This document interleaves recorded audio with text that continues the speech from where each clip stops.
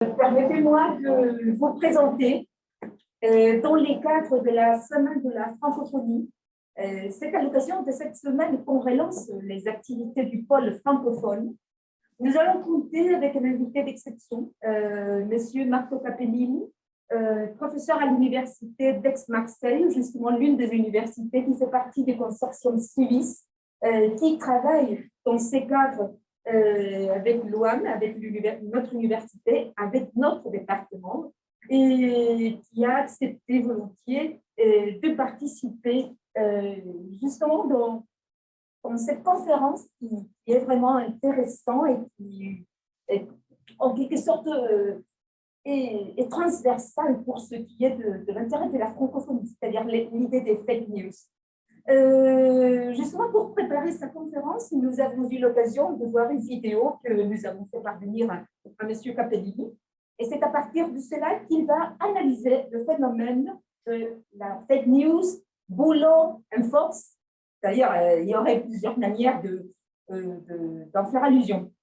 Mais avant cela, permettez-moi de dire quelque chose sur Marco. Il était spécialiste de la didactique des langues. Il travaille très fréquemment au sujet de l'interlangue, il est polyglotte.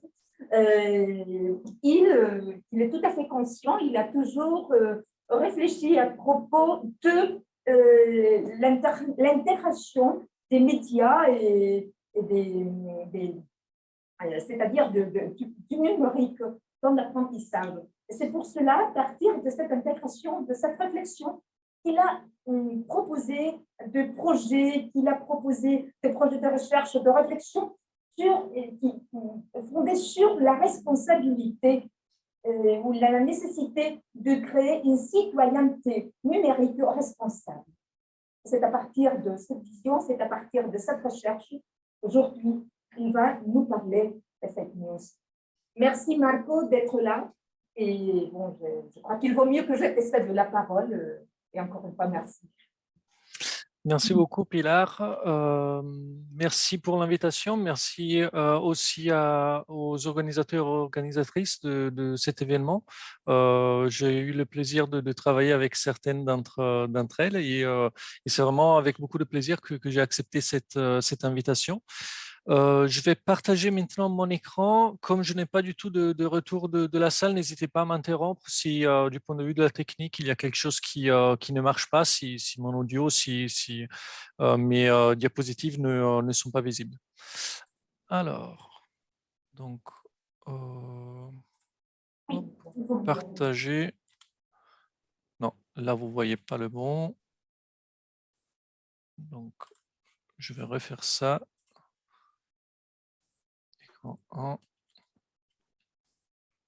Et là, normalement, ça devrait aller. Oui. Très bien. Donc, effectivement, on a, avec entre autres Pilar, on a un petit peu réfléchi à ces questions d'infox, de fake news, de post-vérité. Et dans mon exposé aujourd'hui, je vais vous proposer de mettre ça en relation avec la question de la citoyenneté. Je vais suivre les plans suivants avec une petite introduction pour définir quelques termes clés de mon exposé. Ensuite, aborder une déconstruction des infox, voir comment elles fonctionnent, comment elles se diffusent. Et dans un troisième temps, je vais parler de l'impact que ces dynamiques ont sur la citoyenneté, pour terminer enfin avec une réponse éducative aux questions que je soulèverai. Je m'excuse, vu la thématique, je m'excuse d'avance du fait que certaines images puissent être un petit peu choquantes. Donc, désolé si ça va heurter certaines sensibilités, mais quand on parle de fausses informations, quand on parle de post-vérité, il va forcément y avoir des choses qui vont nous interpeller. Alors, d'abord, quelques éléments de distinction. Déjà, si on regarde la définition que le dictionnaire Larousse donne de fausses informations, qu'elle donne comme une traduction de fake news, elle dit que sur Internet, il s'agit d'un faux article de presse destiné à abuser de la confiance du lecteur. Et par extension, c'est un courant, information fabriquée, biaisée ou tronquée, diffusée par un média ou un réseau social dans le but de tromper l'opinion publique. Et donc, comme synonyme, on a infox. Il y a 3 éléments qui sont importants dans cette définition. La première chose, c'est que ça se passe sur Internet. La deuxième, c'est qu'on va consciemment tromper le lecteur ou l'auditeur. Et troisième chose, que c'est quelque chose qui vise à tromper l'opinion publique, soit à des fins commerciales, soit à des fins de manipulation justement de l'opinion publique dans des prises de décision. Il faut faire une distinction entre les infox, les fake news et la propagande. Tristement, maintenant, dans l'actualité, on voit des phénomènes de propagande concernant la guerre en Ukraine. La propagande, c'est quelque chose qui vient d'une entité gouvernementale. C'est un gouvernement qui fait de la propagande pour atteindre un objectif. Et une fois que l'objectif est atteint, en fait, la propagande peut s'arrêter. Au contraire, dans les infox, ce que l'on va voir, c'est qu'il n'y a pas une personne ou une entité qui va manipuler, mais que c'est quelque chose qui émerge dans une mouvance, dans des discussions sur Internet. Autre distinction à faire, c'est entre fake news et ce qu'on appelle d'habitude les théories du complot, mais que j'appellerais plutôt des fantasmes de complot. Pourquoi? Parce qu'une théorie, c'est quelque chose que l'on peut démontrer ou qu'on peut invalider, qui est articulé et qui est démonstrable, alors que la plupart des choses que l'on désigne par théorie de complot, comme le fait que la Terre est plate, que nous sommes gouvernés par des reptiles, des choses comme ça, il s'agit plutôt de choses qui ne sont pas invalidables et qui, au contraire, vont fonctionner sous le mode du fantasme avec une forte composante d'imaginaire et qui vont en plus intégrer à leur intérieur tout ce qui va aller à l'encontre de ce qu'il propose, comme on le verra tout à l'heure.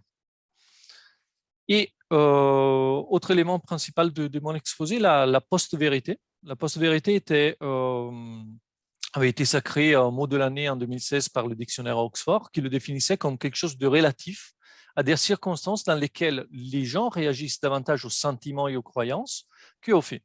Donc là aussi, on voit qu'il s'agit d'un régime sémiotique, comme on le définira tout à l'heure, où l'émotivité, le sentiment, la croyance vont jouer un rôle plus important qu'un fait objectif et que l'on peut démontrer.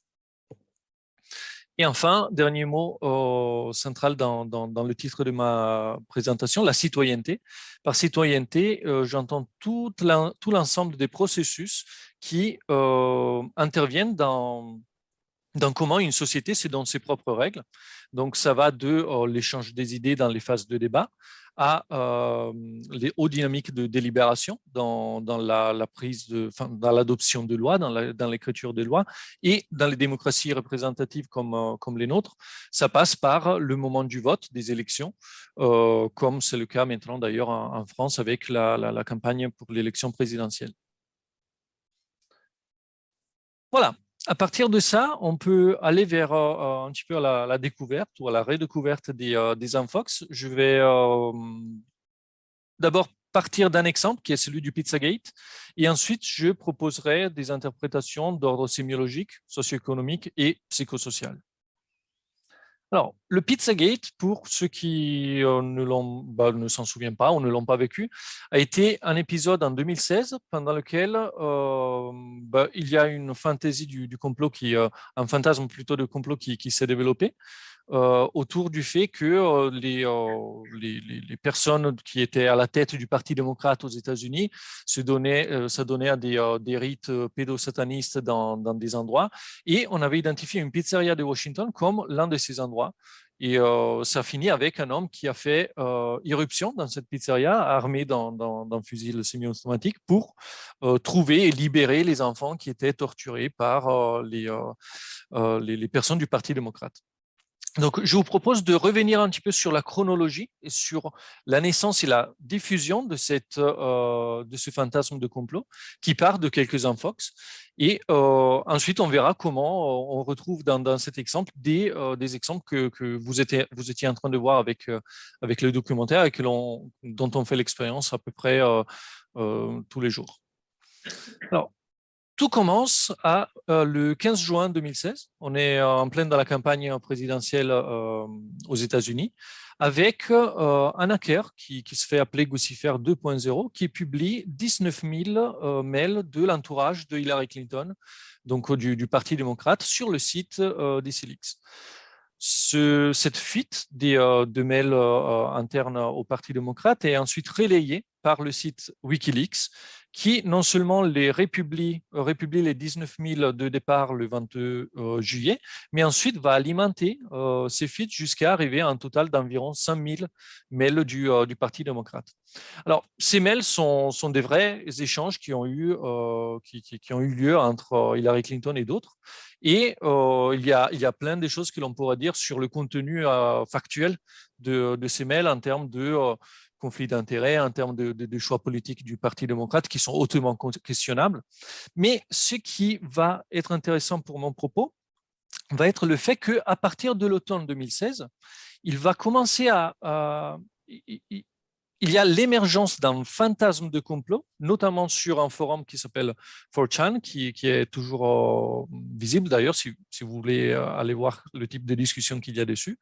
Et ce fantasme, il allait lire dans les échanges mails le fait qu'il y avait des rites satanistes mis en place par le Parti démocrate qui étaient encryptés, encodés dans les messages et que l'on pouvait ensuite décoder à l'aide de quelques mécanismes comme le fait de lire à partir de certaines lettres, certains mots et ainsi de suite.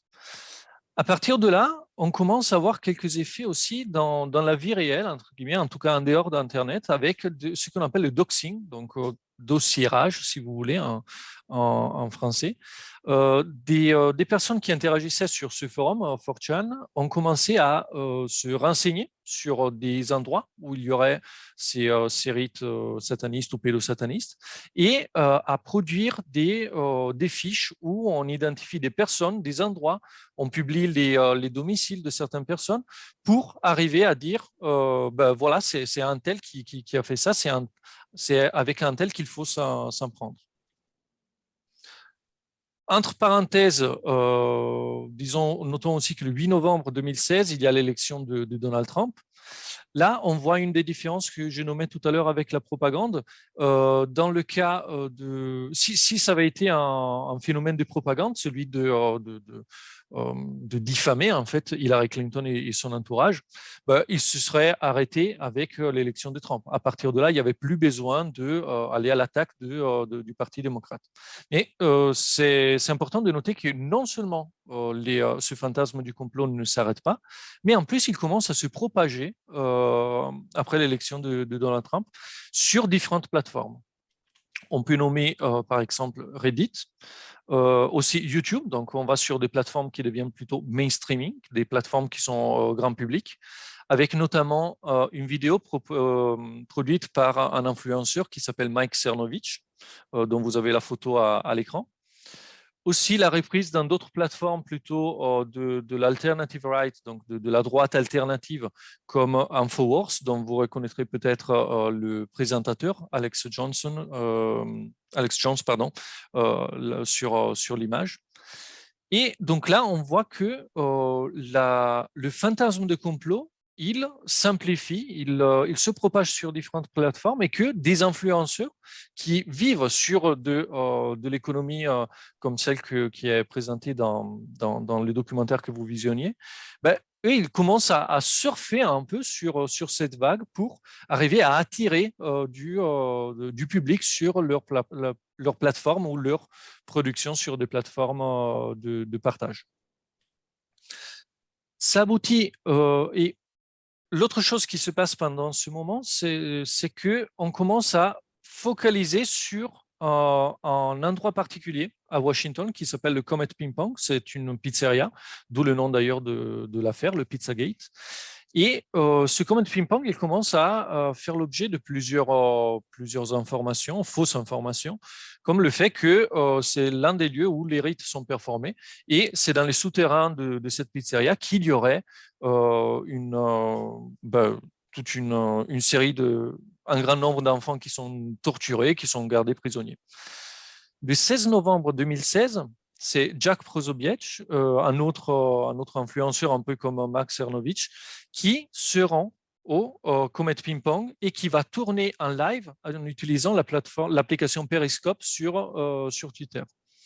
Ce moment, il va vraiment déclencher un vrai harcèlement de tout ce qui est de tout le personnel du Comet Ping Pong et aussi de son propriétaire, avec vraiment des insultes devant leur domicile, des menaces de mort et ainsi de suite, jusqu'au point culminant qui est le 4 décembre 2016, où quand Edgar Madison Welch prend sa voiture, il parcourt 600 km de son domicile jusqu'à Washington et il fait irruption armé du fusil que vous voyez là pour faire pression et pour libérer ces enfants qui sont gardés prisonniers et torturés.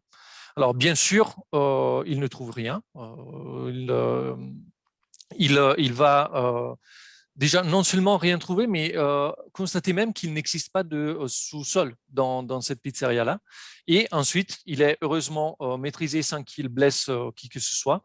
Et ensuite, il est jugé et il est en train de terminer ses 4 ans de prison, je pense. Alors là, c'est vraiment le point culminant, une action individuelle violente à partir d'une infox qui a tourné un fantasme de complot. Et ce qui est intéressant de voir, c'est que suite à cette action, suite à l'échec du fait de trouver dans le Comet Ping Pong des souterrains déjà, des enfants qui seraient torturés, le fantasme de complot va réenglober cet événement en le réinterprétant. Et donc, il va y avoir des interprétations comme quoi M.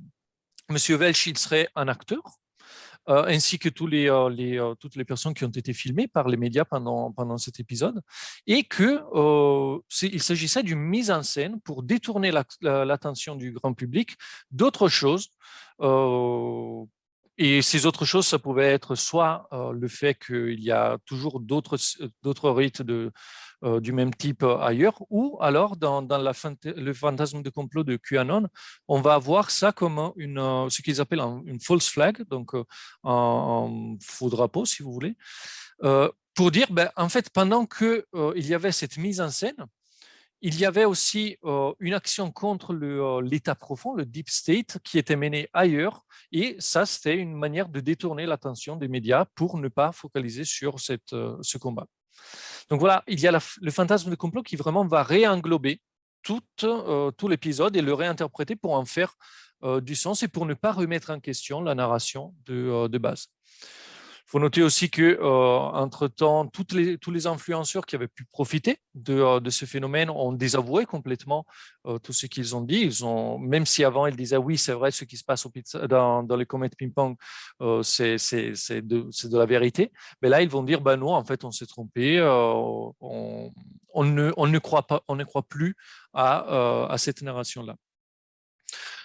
Et dernière chose, dans cette séquence-là du Pizzagate, c'est que 3 ans après, quand même, le pauvre propriétaire du Comet Ping Pong, il va faire l'objet d'une deuxième attaque, encore une fois, de quelqu'un qui était dans des théories dans des fantasmes plutôt du complot, avec il s'appelle Ryan Rimas Jazelskis, qui le 23 janvier 2019, donc on est 3 ans après quand même, va mettre le feu au Comet Ping Pong et donc il va être repéré par la police, jugé et lui aussi il a eu 4 ans, je pense, de prison.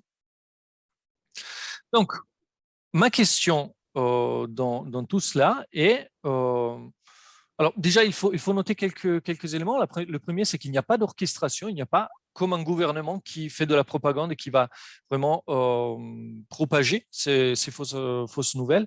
C'est plutôt quelque chose qui se forme dans les interactions entre internautes. Et ensuite, on peut avoir éventuellement des influenceurs qui vont venir profiter de cette narration. L'autre chose, c'est que c'est quelque chose qui voyage à travers les différentes plateformes et que c'est toutes des plateformes qui fonctionnent sur le même modèle économique, sur lequel je reviendrai tout à l'heure. Et que même si là, on est face à 2 actions individuelles, violentes, Des fois, on a vu aussi des actions plutôt de masse, comme dans le cas de l'assaut du Capitole après la non-réélection de Donald Trump. Donc, ma question, à partir d'un exemple comme celui-là, est qu'est-ce qui peut mener une personne à croire qu'il y a des rites pédosatanistes organisés sous le sous-sol d'une pizzeria par une candidate ou une ex-candidate à la présidentielle et l'amener à faire 600 km pour faire éruption armée afin de se faire justice, afin de trouver, de libérer des enfants qui seraient torturés. Et donc, je vais développer ma réponse autour des trois axes que je mentionnais tout à l'heure. Un premier axe sémiologique, un deuxième socio-économique et un troisième psychosocial. Alors, du point de vue de la sémiologie, du point de vue de comment le sens est construit et comment il émerge, il faut noter avec, par exemple, ces deux auteurs, donc deux livres dont je recommande la lecture. Malheureusement, celui de Anna Maria Lorus n'a pas été traduit, il n'existe qu'en italien, alors que la Q di complotto, la Q de complot, va être bientôt traduit paraître en français. Donc l'idée, c'est avant tout de comprendre d'où vient cette manière de faire du sens. Et c'est important de noter que ce n'est pas quelque chose qui a apparu tout d'un coup à un moment avec l'émergence du Web 2.0, mais qu'il y a des bases historiques qui font que certaines dynamiques, certains régimes sémiotiques, certaines manières de faire sens ont émergé pendant la deuxième moitié du XXe siècle et sont toujours opératoires. Le premier, c'est celui le fait de donner de la voix au peuple dans les émissions des médias traditionnels comme la radio ou comme la télé. Pardon. Donc, vous pouvez prendre comme exemple, quand vous regardez un journal télé, quand vous écoutez un journal radio, très souvent, on va avoir un journaliste qui va poser des questions à des personnes qui passent dans la rue avec des séquences qu'on appelle de micro-trottoirs. Et ces prises de position, ces opinions sont ensuite souvent juxtaposées à la prise de parole, par exemple, d'autres personnes qui sont par contre expertes, qui ont travaillé sur l'objet dont il est question depuis 10, 20, 30 ans. Et donc, on va avoir une sorte de nivellement par juxtaposition des voix concernant les différentes les opinions et les connaissances que l'on a d'un objet. Deuxième objet qui émerge dans les années 90 est tout ce qui relève de la télé-réalité. Donc, dans la télé-réalité, comme vous le savez, il y a un groupe de personnes qui vont interagir dans un cadre donné et on va suivre ces personnes avec des captations vidéo. Donc, on va se mettre dans une position de spectateur. L'un des dispositifs qui est toujours présent dans toutes les émissions de télé-réalité, c'est que non seulement on suit les groupes, mais que aussi, à des moments, une personne va sortir du groupe et va se poser face à la caméra pour raconter comment il a vécu tel ou tel autre épisode. Et là aussi, on va avoir donc si par exemple c'est des personnes qui sont dans un appartement et il y a une dispute, on va avoir ensuite 2, 3 personnes qui vont passer face à la caméra individuellement et qui vont raconter quelle est leur vérité de vécu, quelle a été leur interprétation des faits qui se sont posés. Et là aussi, on voit qu'il y a une juxtaposition des vérités du vécu et que la vérité du vécu va prendre de l'ampleur face à des vérités qui seraient plutôt de l'ordre de l'objectif. À côté de ces bases plutôt historiques que l'on peut identifier avec une approche sémiologique, il y a aussi tout ce qui relève de l'affaiblissement de la voix des experts et des médias. Cela est venu en partie du fait que de fausses informations ont été propagées par des gouvernements. On pourrait remonter jusqu'à Nixon, les années 70 aux États-Unis, mais plus près de nous, on peut penser à la nouvelle de la fabrication d'armes de destruction de masse en Irak, qui a été le prétexte pour l'invasion en Irak de la part de l'armée américaine épaulée par d'autres armées. Ça, on était en 2002-2003. Et plus dans l'histoire récente, en France, on a eu des personnes, des ministres ou des secrétaires d'État qui, au début de la crise Covid, donc en février 2020, ont affirmé que les masques étaient ils étaient inutiles, ce qui bien sûr a été ensuite démenti par la suite. Donc là, on peut dire que on peut quelque part comprendre que les nouvelles qui nous viennent des médias principaux et des experts sont parfois remises en cause, puisque il y a eu des cas où c'était des fausses informations qui étaient proposées. D'autre part, l'affaiblissement de la voix des experts a été accentué par la démocratisation de la prise de parole dans les espaces du Web 2.0, donc sur des plateformes comme Facebook, Twitter, etc. Puisque avec ces plateformes et au départ des choses comme les blogs, par exemple, chacun pouvait exprimer une opinion, des idées sur Internet et ensuite pouvoir faire relayer éventuellement ces opinions. Donc là, on est vraiment face à une conjoncture qui a permis l'émergence des infox et ensuite et en même temps de la post-vérité. Donc ça, du point de vue historique. Après, du point de vue de comment ça se construit, c'est intéressant d'aller voir quelle est la forme des textes au sens large, et comment ces textes vont créer du sens. La première chose que l'on peut noter, c'est que pour tout ce qui relève des infox du point de vue scientifique, il y a l'introduction de vocabulaire du vocabulaire scientifique qui est manipulé sans forcément bien sûr des cadres théoriques qui sont établis.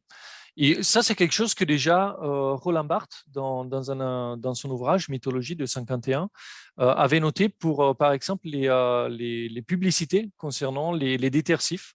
Il avait noté qu'on introduisait du vocabulaire scientifique pour faire, dans ce cas, vendre des détersifs pour les ménagères. Et ça, on le retrouve très bien aussi maintenant avec l'actualité du Covid. Il y a eu une parodie d'un documentaire, Hold Up, dont vous entendiez parler tout à l'heure, qui a remis ça vraiment en scène, et je vais vous passer cet extrait. Alors, merci de me dire si vous n'entendez pas. Je vais repartager la chose.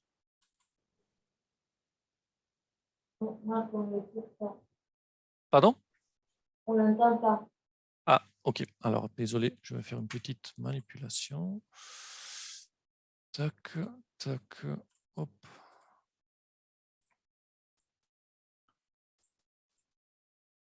Ok. Donc, ça en bas. Et je dois repartager avec l'audio. Partager. Donc là, normalement, ça devrait aller. Le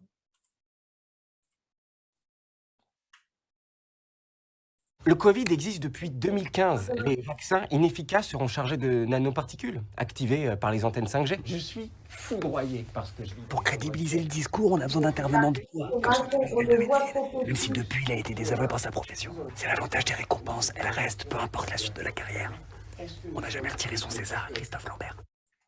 Bon, voilà, au-delà de la chute sur le pauvre Christophe Lambert, là, vous voyez une mise en scène parodique de cet effet de réalité scientifique qui peut venir d'un vocabulaire qui est utilisé, et on le retrouve assez facilement sur Internet, sur les infox.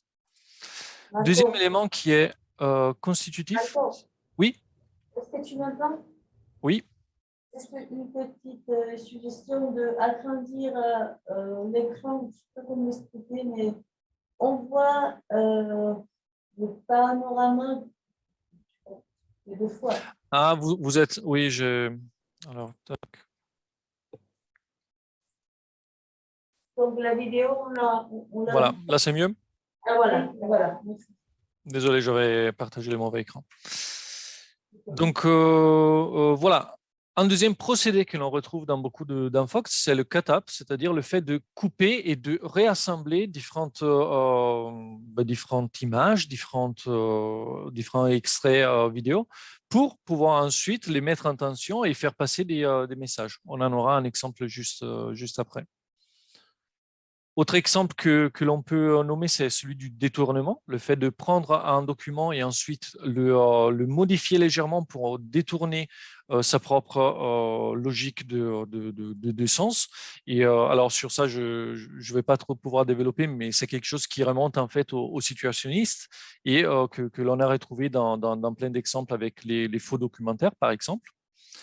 Et là, désolé si ça choque quelqu'un, dernière chose, c'est la fausse évidence des images.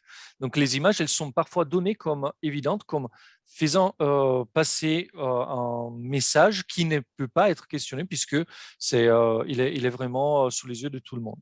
Donc, c'est le cas de ce tweet qui qui est une infox, hein, on peut lire le texte. Ça va Hidalgo, donc Hidalgo, la maire de Paris. On ne dérange pas, voilà les nouveaux jeux dans l'école de ma fille, Paris 7e. C'est quoi ce délire de sur par terre? Donc là, ce qui se passe, c'est qu'on va reprendre une image qui est complètement détournée dans ce cas. Cette image ne vient pas d'un parc de jeux à Paris, c'est une image qui devrait être un toboggan, mais qui était en fait prise d'un set cinématographique canadien où ils étaient en train de tourner une comédie romantique et où ils faisaient des effets comiques à partir de cette installation. Et là, on voit que l'image est prise, recontextualisée et détournée avec du texte qui fait apparaître ça comme allant de soi. Et ce que vous pouvez voir, c'est que quand même, il y a eu 1500 personnes qui ont aimé ça et 556 qui ont retweeté. Donc, il y a un grand nombre de personnes qui ont repris cette infox et qui l'ont propagée. Donc, ça, c'est tout ce qui relève de la construction des infox. Il y aurait d'autres mécanismes aussi que l'on pourrait pointer, mais c'est comme ça que, si vous voulez, on peut fabriquer une fausse information. La question qui se pose ensuite, c'est comment est-ce que les infox vont se diffuser? Et là, la première réponse est une réponse d'ordre socio-économique. En fait, ce que montrait un petit peu le documentaire que vous étiez en train de voir, c'est qu'il y a des opérateurs sur Internet qui se basent sur un modèle économique basé sur l'économie de l'attention. Donc, le plus il y a de personnes qui vont aller sur certaines pages, le plus il y a de temps d'attention qu'ils peuvent revendre à des fins publicitaires pour des agences de publicité.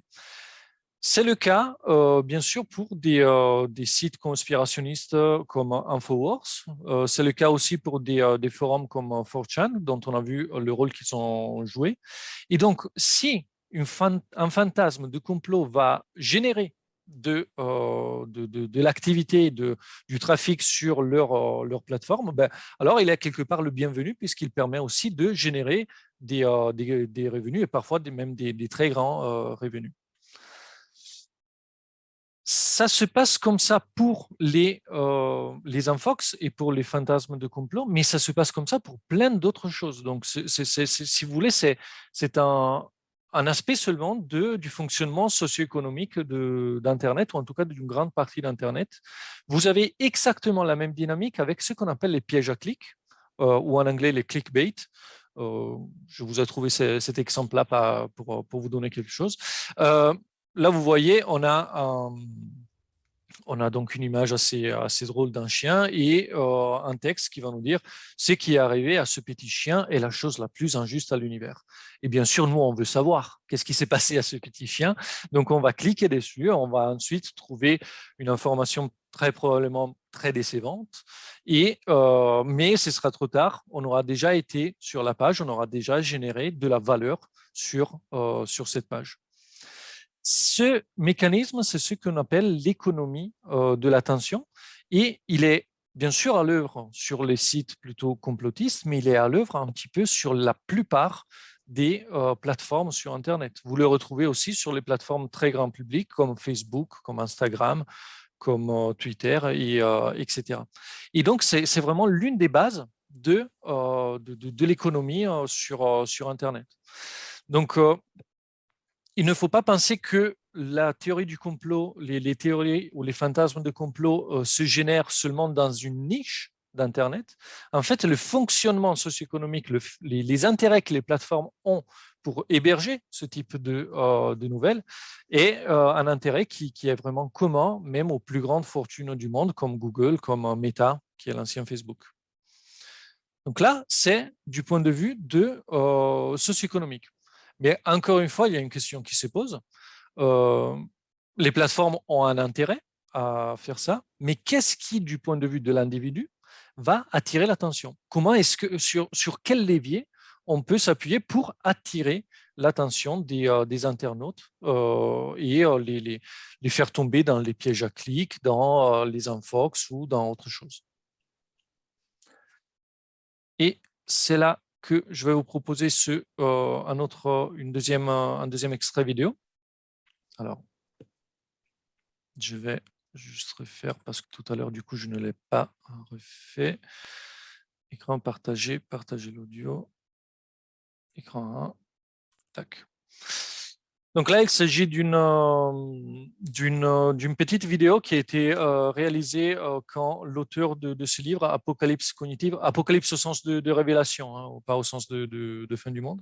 Donc l'auteur, Gérald Bronner, passait dans cette émission qui s'appelle Click, et ils ont réalisé un petit cut-up, donc un ensemble de petits extraits qui va montrer, qui va représenter les différents leviers, les différents biais psychologiques sur lesquels on peut s'appuyer pour attirer l'attention sur une infox ou sur une nouvelle tout simplement. Là aussi, désolé, il va y avoir peut-être des images qui peuvent choquer certains, mais voilà, on y va.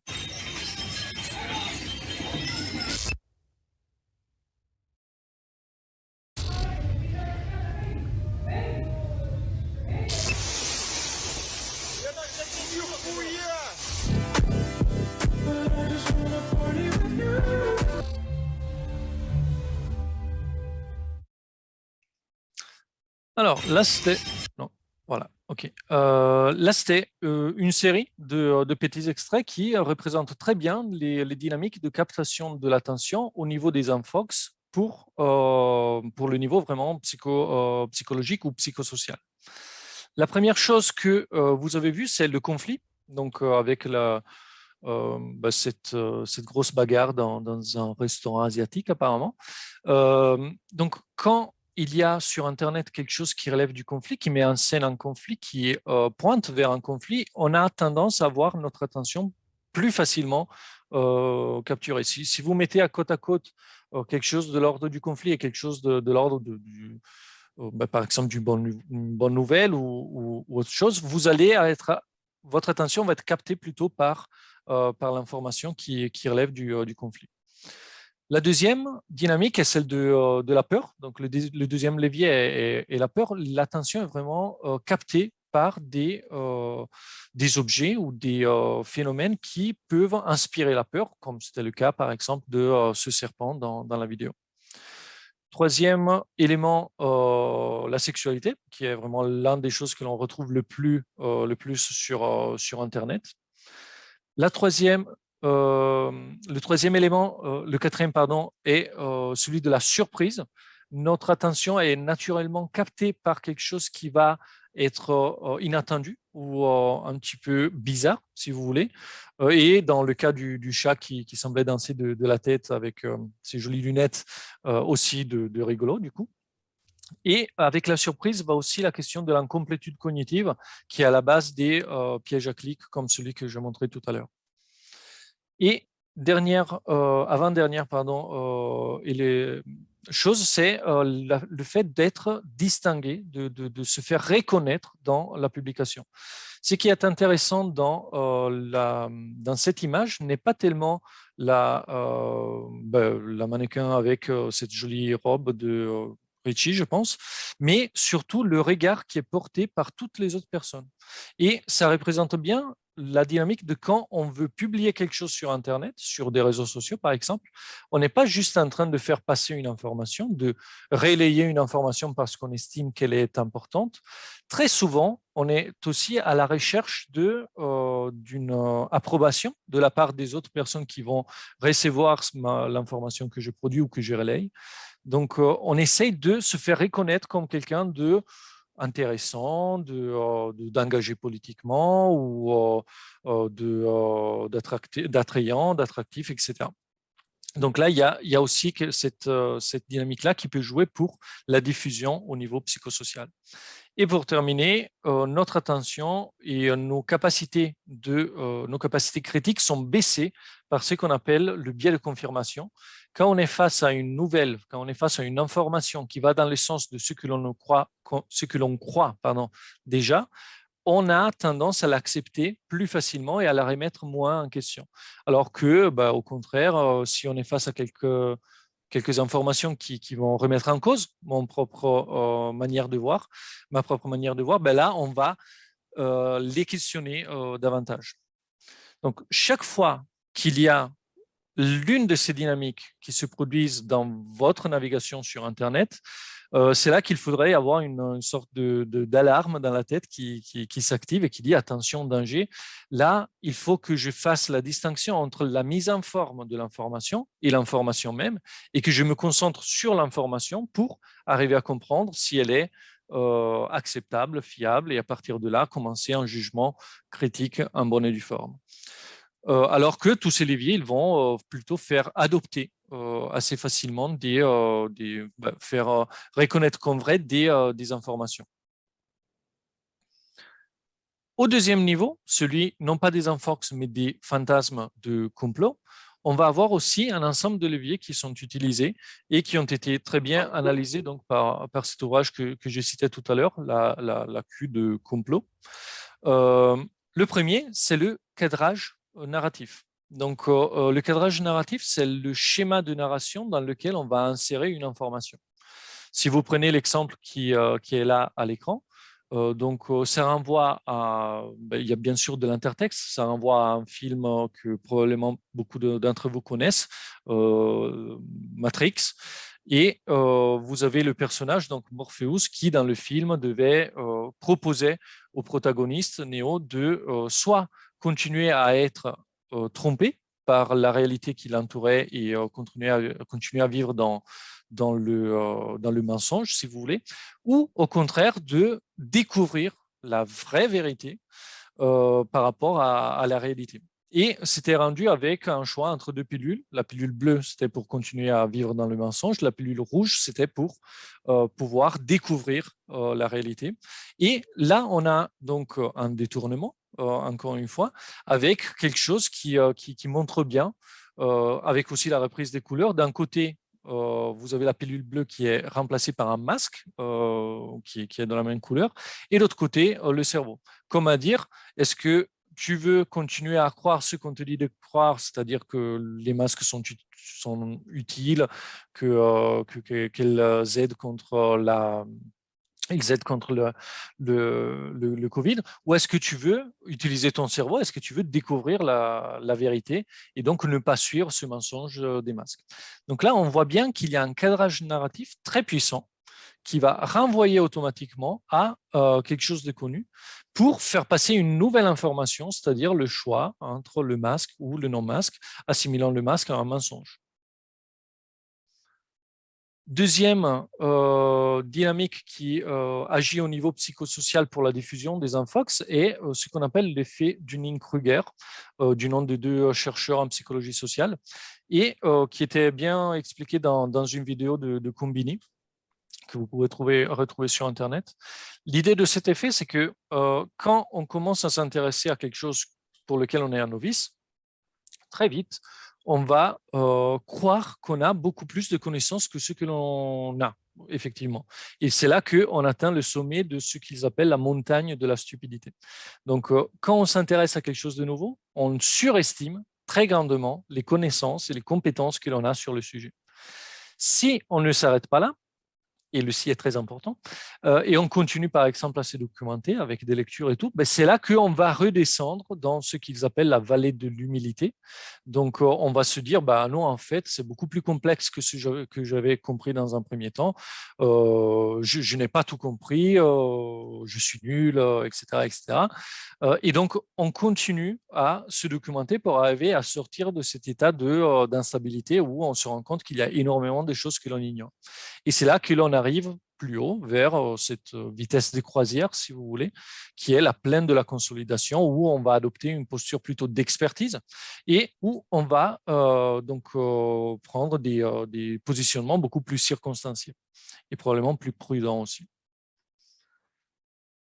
Troisième dynamique, c'est pour les fantaisies de complot, les fantasmes de complot, le fait de dire quand il y a un grand événement, comme la Covid, c'est qu'il y a eu une cause qui l'a produite et que cette cause, elle est identifiée, elle est simple et en plus, ça pourrait être une cause d'une intention méchante de la part d'un groupe social. Donc, par exemple, sur le Covid, ça peut être de dire c'est le gouvernement chinois qui a produit le virus in vitro et qui ensuite l'a propagé pour mettre l'économie mondiale complètement à terre. Dans le cadre européen, par exemple, maintenant on est dans la campagne électorale française, il y a un candidat qui s'appelle Asselineau, qui est le candidat du Frexit, de la sortie de l'Union européenne pour la France.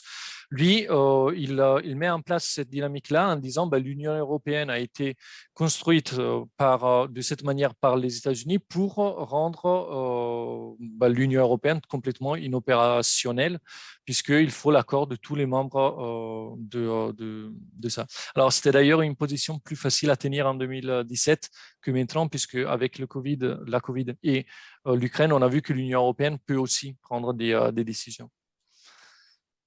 Quatrième élément, ce qu'on appelle la pareidolie, c'est un mot que j'ai moi-même découvert, et qui consiste à essayer de trouver des traces de ce qui se passe maintenant dans le passé. Là, vous avez un exemple qui est un photogramme de la scène finale d'un film de Capitaine Amérique de 2011.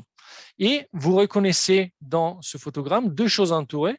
Sur la droite, vous avez quelque chose qui peut ressembler au virus de la Covid. Et sur la gauche, vous avez une bouteille de Corona. À partir de là, des complotistes ont dit, depuis 2011, on savait qu'il y aurait un virus qui s'appellerait Corona qui viendrait mettre en danger complètement le monde. Donc là, on peut avoir aussi une dynamique qui est à l'œuvre dans les fantasmes de complot. Et pour terminer, ce qu'on appelle la dissonance cognitive et le principe d'économie, c'est-à-dire que quand on entre quand on est radicalisé, quand on commence à se radicaliser, on entre dans un fantasme de complot, on a tendance à vouloir ignorer les prises de position, par exemple, dans son entourage proche, qui vont à l'encontre de ce que je pense. Et pour le principe d'économie, c'est-à-dire que je vais prendre le choix qui est le plus facile pour moi, ce sera très facile de dire, si moi j'explique que le coronavirus était prévu depuis 2011, si quelqu'un me contredit, ce sera plus facile pour moi de dire c'est moi qui ai raison, c'est l'autre qui a tort. Et c'est là qu'on est vraiment à la base des dynamiques de polarisation de la société que l'on a vu très bien à l'œuvre avec les fantasmes de complot, notamment aux États-Unis.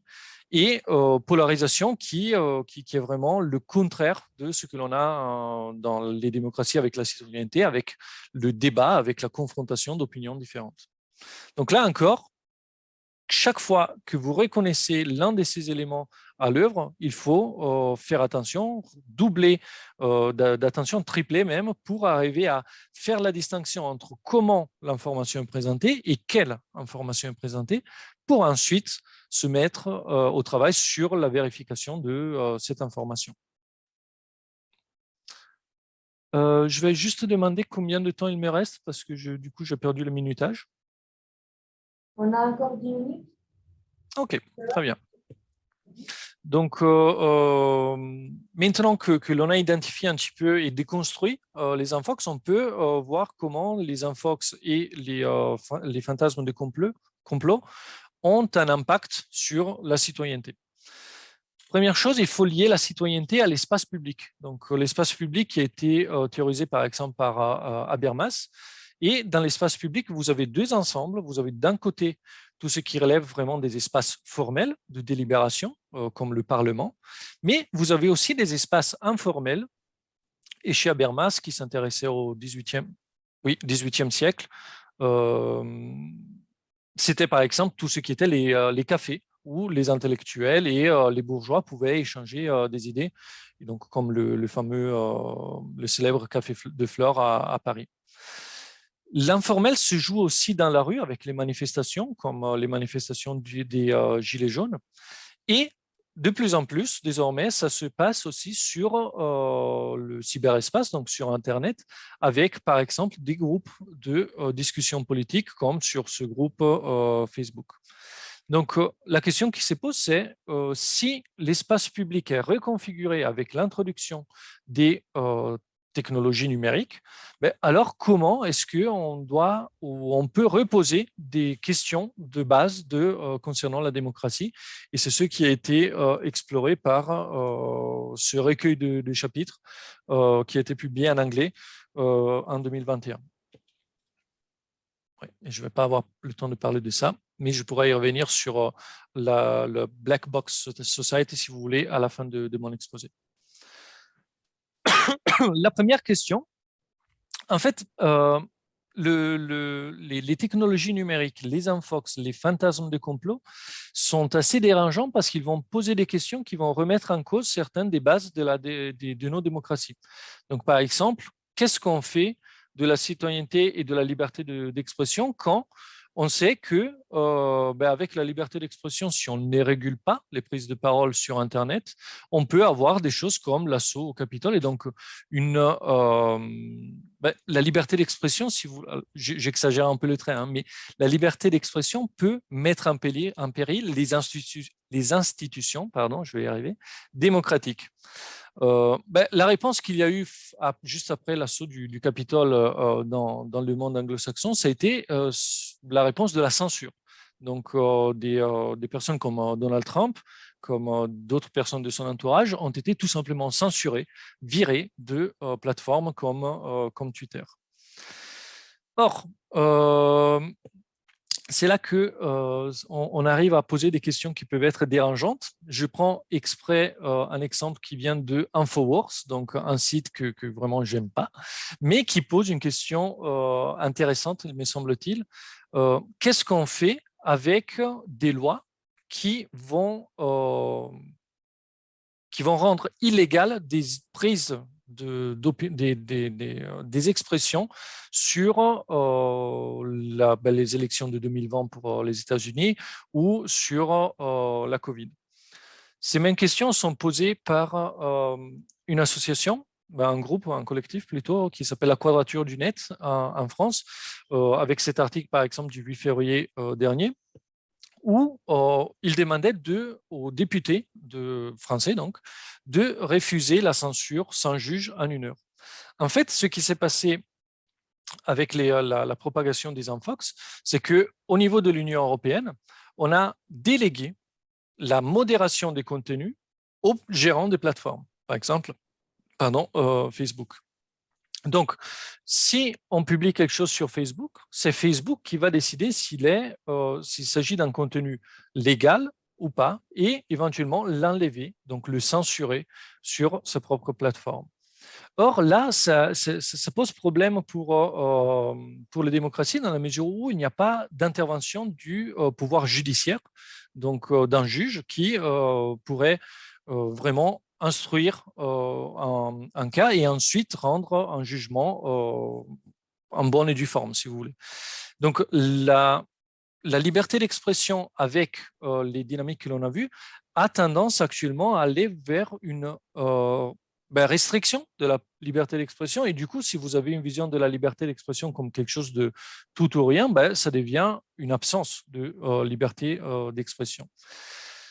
Donc, et j'avais trouvé cette vignette qui donnait assez bien cette idée-là. Donc, une conférence sur la liberté d'expression où il y aurait une personne qui monopolise la parole et qui peut se permettre de dire aux autres de se taire, comme ce seraient les gérants de ces plateformes dans le cadre de la modération des contenus en ligne.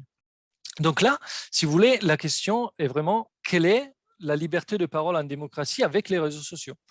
On ne peut pas imaginer qu'un pouvoir judiciaire interviendrait sur chaque cas de contenu haineux, de contenu terroriste, de contenu complotiste. Mais en même temps, c'est très dérangeant d'un point de vue démocratique de déléguer le jugement de ces contenus à des acteurs du monde privé et voire des entreprises qui sont situées à l'extérieur de la nation française, si on prend la nation, ou de l'Union européenne, si on prend l'Union européenne comme point de référence. Un deuxième élément où on est remis un petit peu en cause, c'est la prise de décision éclairée, notamment lors des moments très importants dans la vie démocratique, dans les démocraties représentatives, donc dans le moment du vote, de la campagne électorale et du vote. Et là, on a eu des exemples récemment assez importants, comme le fameux scandale de Cambridge Analytica, où il s'agissait de la part d'un acteur qui n'a pas bien été identifié, mais que l'on assimile très souvent au gouvernement russe, d'influencer la sphère d'information à laquelle on est exposé en tant que citoyen, et donc d'influencer la prise de décision au moment du vote. Et avec le scandale Cambridge Analytica, on avait vu que ça avait pu influencer potentiellement l'élection de Donald Trump. Puisque j'imagine que je suis face à un public aussi de littéraire, je me permets de vous conseiller ce roman. C'est bien de la fiction, là, mais qui montre très bien ce type de dynamique dans un processus électoral. Donc, un roman de Thomas Vronek qui s'appelle La Meute. On a vu, donc là, la question qui se pose, c'est si l'opinion publique est si manipulable, alors il faut laisser décider les personnes compétentes, il faut décider les experts. Et là aussi, ça va poser un certain nombre de questions assez importantes en termes de démocratie. On l'a vu un petit peu avec la séquence de la Covid en France, avec le conseil scientifique qui a été nommé et qui était peut-être à un moment, c'était le seul interlocuteur du gouvernement dans les prises de décision concernant la politique adoptée face à la Covid. Là, c'est problématique. Pourquoi? Alors, déjà parce qu'il faut voir qui décide, qui sont les experts et sur quelle base, mais aussi parce que l'expertise est toujours une expertise sectorielle. Donc, ce conseil scientifique, avait une expertise très pointue sur tout ce qui relève de l'épidémiologie, de la santé, du système sanitaire, mais il n'avait pas forcément d'expertise concernant, par exemple, la sphère éducative ou d'autres sphères de la société qui sont aussi importantes. Donc, la question qui se pose dans ce cadre-là, c'est de comprendre quel est le niveau où se positionner sur cette tension entre on laisse décider le peuple, mais le peuple est influençable à travers des campagnes de désinformation massive, ou on fait décider que les experts, puisque eux, ils ont des compétences, ils peuvent avoir un regard critique sur la prise de décision. Et donc, sur ce continuum, c'est pas quelque chose de polarisé, mais sur un continuum, il faudra décider jusqu'où on laisse décider qui, et aussi quel est le processus d'éclairage de cette prise de décision. Donc, des réponses, heureusement, sur cette question ont été mises en avant. Il y a eu déjà, par exemple, le grand débat national pour arriver à donner une voix, et une voix institutionnelle ou institutionnalisée à tous les citoyens. Ça a été quelque chose qui s'est passé en France après la crise des Gilets jaunes, ou plus récemment avec la Convention citoyenne pour le climat, qui, elle, a été jusqu'à la délibération des préconisations qui ont été soumises au gouvernement. Donc là, on trouve probablement des pistes de réponse assez intéressantes. Et je vous signale ces deux ouvrages qui ont traité un petit peu de ces questions récemment. Le premier, Il faut adapter, de 2019, et Le tournant délibératif de la démocratie en 2021. Et dernière chose avant ma conclusion, on pourrait être parfois étonné par l'ère de famille entre les fantasmes du complot et les mobilisations citoyennes. Donc, si on prend le cas de QAnon aux États-Unis et de Black Lives Matter avec sa version en France, notamment autour du cas Adama Traoré, on voit que les deux sont déclenchés par un conflit et par l'indignation face à un conflit. Donc, dans le cas de QAnon ou du Pizzagate, c'était l'indignation face à la possibilité qu'il y ait des responsables politiques torturent des enfants. Pour Adama Traoré, c'était un meurtre de la part d'un officier de police d'un citoyen. Autre similitude, il s'appuie sur les réseaux sociaux pour la diffusion de l'information et pour la mobilisation de l'opinion publique. Donc, dans les deux cas, vous pouvez penser à des mouvements comme MeToo, comme Balance ton port, du coup, dans la version francophone. Là aussi, sans les réseaux sociaux, ça n'aurait pas été possible de mobiliser l'opinion publique et de rendre plus évidentes ces dimensions problématiques de la société. Mais là où vraiment il y a une différence de base et très importante, c'est que les fantasmes du complot vont proposer une vérité alternative, réductionniste, et vont proposer un cadre où souvent il y a un paladin, un groupe de personnes qui vont vraiment opérer pour les biens. Alors que du côté des mobilisations citoyennes, on ne propose pas une vérité alternative réductionniste. On part d'un fait de société, un fait très souvent tragique, pour arriver à mobiliser la société et faire évoluer la société au niveau législatif. Donc là, c'est vraiment très différent en termes de but, si vous voulez. Donc, ce qui m'amène à dire que le problème n'est pas que dans les réseaux sociaux. Il y a des problèmes qui viennent avec les questions socio-économiques qu'on a vues tout à l'heure, mais aussi, peut-être surtout, sur l'usage que l'on en fait et sur comment on peut arriver à éclairer les citoyens par rapport à ces usages. Et donc, c'est là que, à ces questions, avec un groupe de personnes, on propose d'apporter des réponses en termes d'éducation et non pas en termes de censure ou d'autres types de restrictions des libertés qui vont vraiment être à la base des libertés qui sont à la base de notre conception de la démocratie. Donc, cette réponse éducative a pris la forme d'un projet Erasmus+, qui s'appelle PENSA, l'acronyme, donc pour une professionnalisation des enseignants utilisant le numérique pour soutenir l'autonomie et la citoyenneté. Et donc, l'idée, les objectifs sont doubles. Du côté des enseignants, il s'agit de devenir informés ou d'être informés de ces dynamiques et de devenir capables d'enseigner avec le numérique pour intégrer des échanges en ligne pour justement informer et rendre plus conscients les étudiants.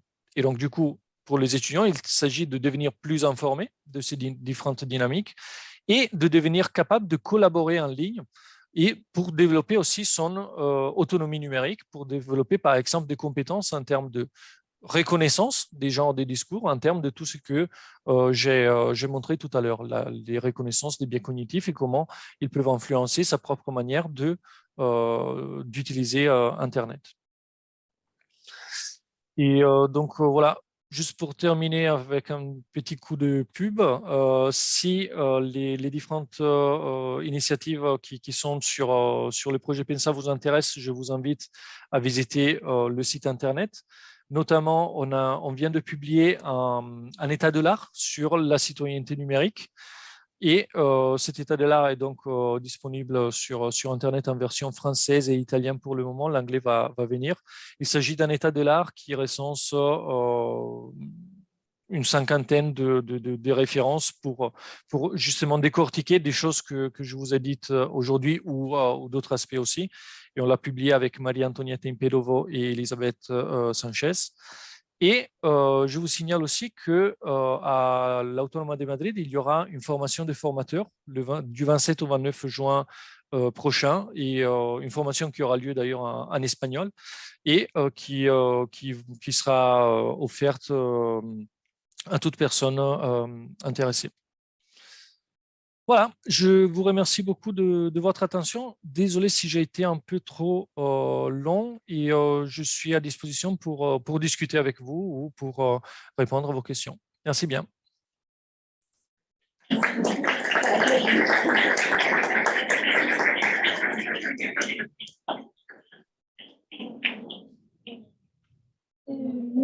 un peu, merci de votre attention, évidemment. Et je ne vais pas récupérer toute l'information que Marco a véhiculée dans sa conférence. Seulement, c'est cette idée de la discussion, de l'articulation des choses nouvelles, mais surtout cette idée de devenir des lecteurs compétents, des internautes compétents. Et en fait, c'est le but qui encourage ce genre de recherche dans les cadres de la pédagogie. De l'enseignement, non seulement de langue, de la culture. Donc, au cas où vous auriez à poser, c'est comment?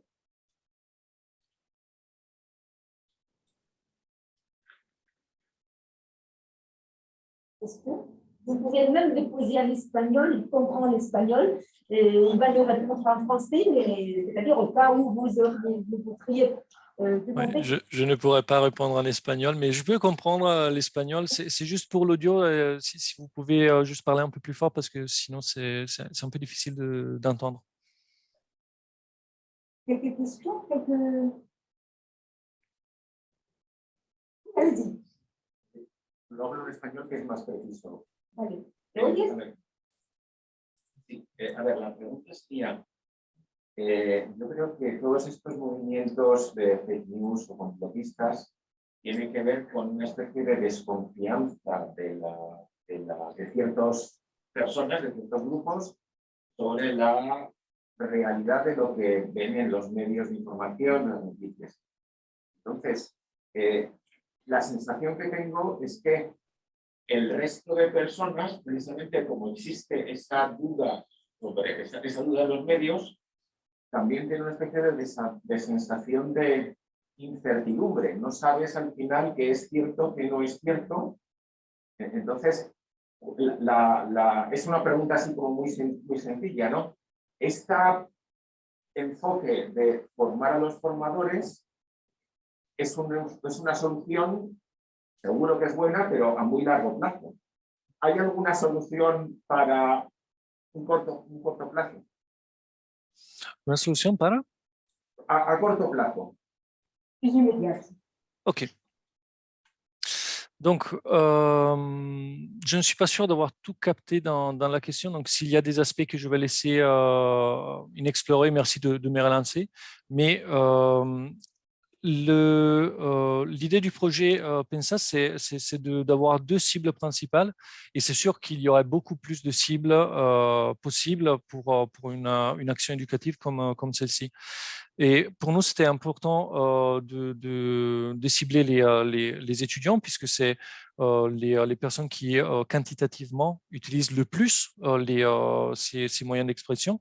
Mais c'était important aussi d'arriver à cibler les formateurs pour qu'il n'y ait pas de décalage entre les différentes compétences que l'on a chez les étudiants et chez les enseignants. Des fois, on peut avoir les étudiants qui sont plus à l'aise avec la technologie pour réaliser certaines actions, et ça peut donner l'impression qu'ils ont une plus grande compétence. Mais ce que l'on essaie de faire passer comme idée avec PENSA, c'est qu'il y a des compétences techniques, mais il y a aussi des compétences de critique pour les informations, pour la circulation des informations. Et donc, c'est vraiment important de former déjà les enseignants pour qu'ils puissent former les étudiants, et les étudiants qui n'ont pas forcément ces compétences en termes de reconnaissance des fausses, des mécanismes, en tout cas à la base des fausses nouvelles. Après, par contre, oui, je suis tout à fait d'accord qu'il serait très important d'arriver à mettre en place des initiatives, par exemple, de culture populaire, pour arriver à sortir de l'université et apporter ce type d'éducation, peut-être déjà dans l'école. C'est ce qui se fait en France avec l'éducation aux médias et à l'information, par exemple, mais aussi les personnes qui ne sont pas dans la sphère éducative, donc ni à l'école ni à l'université, avec des conférences, des ateliers. Et il y a pas mal d'acteurs qui sont engagés dans ce type d'action. Par exemple, dans PENSA, on travaille avec deux collectifs comme ça. Le premier est Framasoft, qui est une association française, et le deuxième, c'est le collectif Hippolyta, qui agit plutôt au niveau italien. Mais oui, oui, je suis tout à fait d'accord sur le fait qu'il s'agit d'une chose parmi beaucoup que l'on peut faire pour arriver à mettre en place cette entreprise éducative pour faire face à ces phénomènes.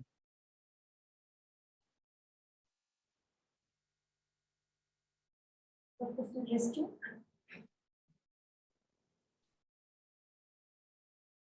Aranza? Aranza, tu as quelques questions?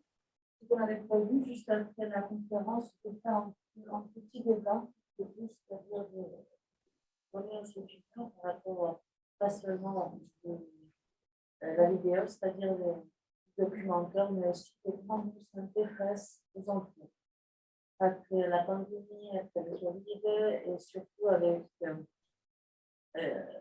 l'usage des réseaux sociaux, voilà, ça c'était plutôt visible.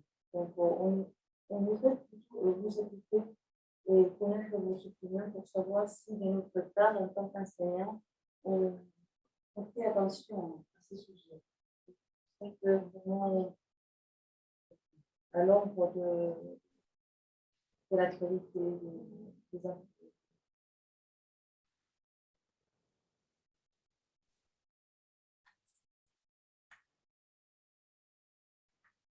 Que vraiment, cette conférence, ça fournit le point de départ pour une réflexion, pas seulement pour ceux et celles qui sont en train de faire de mener cette recherche, mais en fait, pour lancer, pour l'expliciter aux étudiants et pour susciter, justement, pour poser des questions que peut-être auxquelles on ne peut pas répondre d'une manière immédiate. Peut-être il est question de réfléchir, mais en tout cas, on lance cette question, on lance ces suggestions, je crois, au fur et à mesure, on pourrait se demander quel est c'est-à-dire le point de notre position, notre prise de position à l'égard des réseaux sociaux, des positions. On est des citoyens numériques, justement, et dans quelle mesure, justement, à l'université, on est en train de prendre en charge les stratégies nécessaires, justement, dans notre enseignement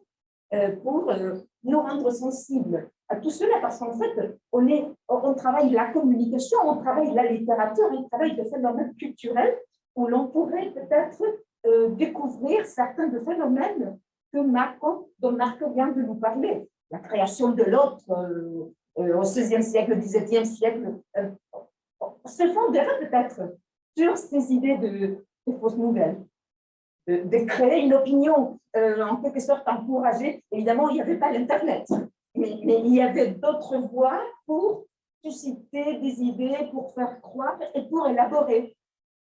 Du type pour élaborer des situations face auxquelles on pouvait en quelque sorte manipuler, canaliser les émotions d'une collectivité. Donc peut-être on pourrait se demander à quel point on se rend de plus en plus sensible dans nos études et dans notre manière d'envisager le cursus à propos de cette question. Donc peut-être on ne peut pas répondre à présent, mais peut-être qu'on pourrait lancer ce débat. Donc, pour le espagnol, je ne vais pas dire de là, mais c'est surtout de connaître les études. Después de la pandemia, muchos sentidos dañados, les hemos encontrado muchas mentiras, hemos utilizado. Yo creo que el problema no está tanto en las fake news como tal, que sabemos que funciona más o menos bien. Cuando las fake news vienen por parte de las autoridades, que se ve una sesión plenaria de cuenta de que todos los partidos políticos estarían mintiendo en algo y es muy difícil a veces saber acceder a la información que te deja ver si están mintiendo. Entonces, cuando las autoridades del país te mienten sobre temas sencillos como corrupción o dónde va el dinero de presupuesto, tienes que investigar realmente dónde van los 20.000 millones de euros de la cuenta que el 50% van a pensiones de maternidad. Lorsque ce sont les autorités qui élaborent ces infos et qui en quelque sorte contribuent à tromper l'opinion publique concernant justement les stratégies, la démarche, la gestion de l'argent. C'est ce que notre collègue j'étais en train de dire, pas seulement les fausses news, les fake news qui sont élaborées dans le cadre c'est-à-dire de l'Internet, mais justement, ce sont les instances qui élaborent, justement, qui détournent. Je n'ai pas tout entendu, mais je vais essayer de proposer quelques petites réflexions là-dessus. Alors, pour moi, c'est vraiment important de faire la distinction entre tout ce qui relève des infox, des fantasmes de complot et de la propagande. Et je pense que quand on a un mot qui fonctionne et qui identifie quelque chose comme propagande, il faut utiliser ce mot plutôt que d'en inventer de nouveau en essayant de brouiller un petit peu les pistes. Quand on a un gouvernement, un groupe politique qui propage des fausses informations à des fins politiques ou des manipulations, pour moi, c'est rien de nouveau. Je suis italien, dans les années 20 du XXe siècle, on a connu ça très bien avec Mussolini en Italie. Ça se faisait avec la radio, avec la télévision, enfin la radio, le cinéma plutôt, et ce n'est pas vraiment nouveau. Donc, pour tout ce qui est déconstruction de la propagande, en fait, les tactiques ou les stratégies de contre-information, c'est des choses qui ont toujours plus ou moins, enfin toujours non, mais qui existent depuis longtemps et que l'on peut toujours avoir. Par contre, ce que l'on trouve avec les infox, c'est quelque chose qui est beaucoup plus avec un départ de la base. Ce n'est pas quelqu'un d'en haut qui construit une stratégie de communication pour ensuite influencer, c'est vraiment du bas qu'on va faire émerger un ensemble de narrations, de fausses informations.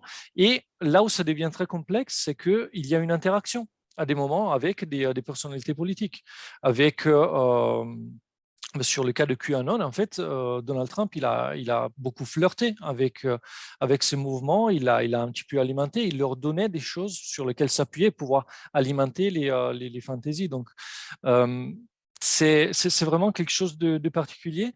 Et peut-être pour terminer mon intervention, je n'ai pas de réponse. Je ne peux pas vous dire il faut faire comme ça pour s'en sortir. Il n'y a pas une bonne manière et je pense qu'il n'y a pas une bonne manière, et de plus que ce n'est pas à une personne de dire quelle est la bonne manière de faire, même s'il y en avait. Donc l'idée, c'est plutôt de rendre consciente les interférences qu'il y a entre ces phénomènes et les phénomènes de citoyenneté, pour rendre experts tous les citoyens, en fait, toutes les citoyennes et tous les citoyens, pour que chacun puisse élaborer de manière éclairée son propre positionnement. Et c'est pour ça que dans la partie 3 de mon exposé, j'ai posé des questions, mais je n'ai jamais donné une réponse en disant c'est comme ça qu'il faut faire. Parce que vraiment, après, c'est dans le débat et on peut avoir des experts qui viennent éclairer notre prise de décision, mais c'est une prise de décision qui reste de l'ordre de la citoyenneté. Donc, je crois qu'il n'y a pas d'autres questions. Je pense que c'est sûr que le sujet. Beaucoup de nos enfants, au moins dans les pays des riches, on connaît la situation à travers ce type de fonds. Dans le monde francophone, c'est assez bloqué, cette histoire. Mais grâce à certains journaux, certaines revues satiriques, on peut aussi trouver des fausses infos et essayer de repérer, de ne pas se trouver face aux mensonges. En espagnol, comment on fait ça? C'est pas une bonne satirique. Nous allons en France Charlie Hebdo, une vision peut-être impliquée, une vision détournée de la réalité. J'ai entendu très peu. Est-ce que la question, c'est il y a plusieurs choses dans le monde francophone, pas forcément dans celui hispanophone, c'est à peu près ça, ou j'ai totalement mal compris?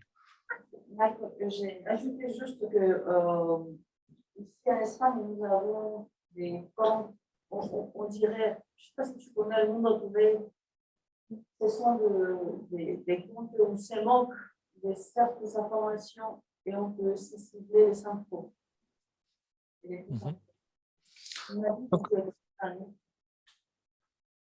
Oui. Alors, d'après ce que j'ai compris, donc, c'est qu'il existe des sites où on se moque des fausses informations et que ça permet un petit peu de former.